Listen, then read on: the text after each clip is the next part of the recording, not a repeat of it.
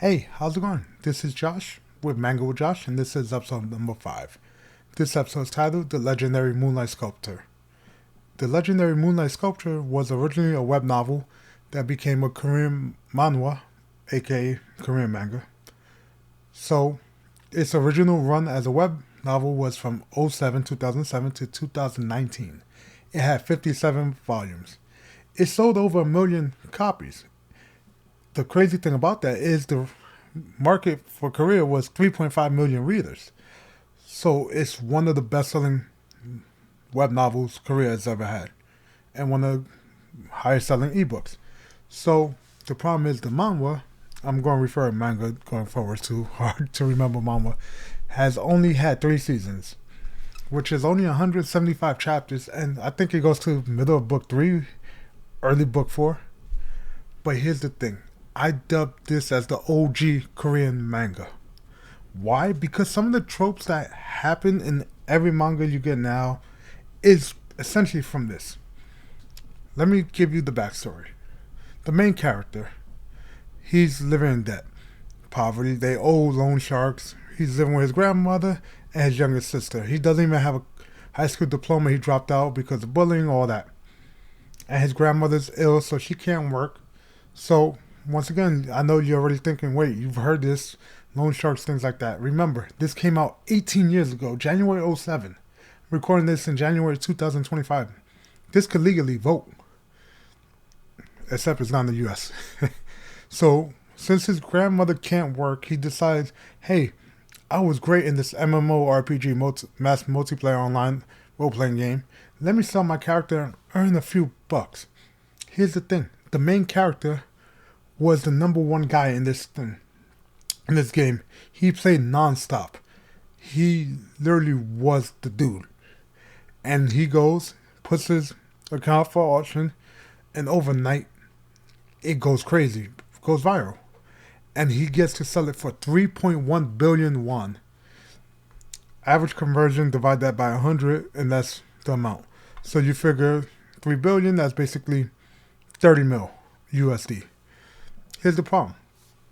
It's so mainstream and so viral, the loan sharks come once he gets the money and take 3 billion from him. So he's left with essentially 100k. 100k USD, and he goes, never again.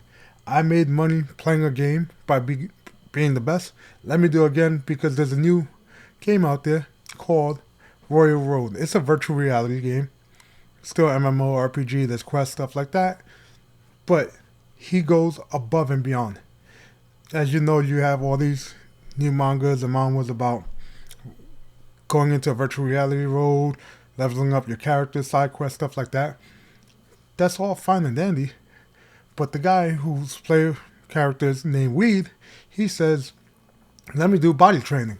Because how your body acts normally is how it performs in the game. And he even goes and learns weapons. He goes and becomes a kendo student. For like 6 months before jumping in the game. He does his research. He does everything. And he goes to the training hall, which is for newbies. And people do it for like a day to get used to swinging a sword in virtual reality. And he does it for a month. He's beating up training dummies every day, just hitting them with a sword. And because he's doing it consistently, he's grinding like he did in the previous game. All the games he played, he grinds and he gets stat buffs. So even though he's a lower level than most players, so let's say he's level 2, his stats are comparable to like somebody level 11. Because he's getting +1 strength, +1 stamina from doing this over and over. And because he's doing this, he gets certain quest lines that populate. What do I mean? While in the training hall, the instructor sees his dedication and invites him over to a meal, and it procs other quests. And because of that, he gets a certain job. What is the title of said job? He's a sculptor. But not any sculptor, not a moonlight sculptor. He's the legendary moonlight sculptor. And I'm not going to tell you the whole thing about that. I want you to read it and understand and enjoy it. But the main thing is, this game is something that he's using. He's selling items. He's making money in games. But he's a jack of all trades. He's learning cooking. He's learning sewing. He's doing everything.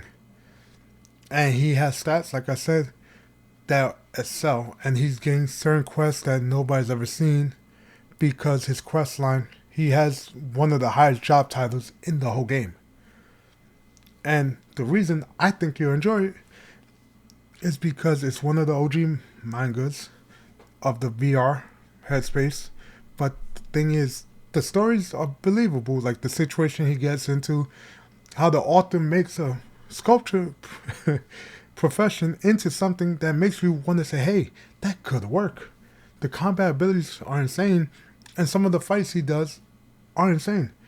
Honestly, I love the manhwa.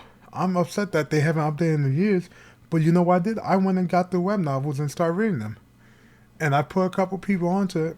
And the thing is, like I said, it was ahead of its time. But not many people know about it because it hasn't been updated in a while. So if you never read it, take a look at it and see if you like it. If you like it, definitely support the original author. Buy the ebooks or get them if you can't afford them. But definitely take a look at it. You won't be disappointed if you like this kind of genre. You know, you have action, not really romance, but it's mostly action. It's a shonen, kind of. But it's non-stop and it's world building because he goes to different continents and stuff like that. But that's it for this episode of Manga with Josh. Hope you guys enjoyed it. I'll see you guys in the next one.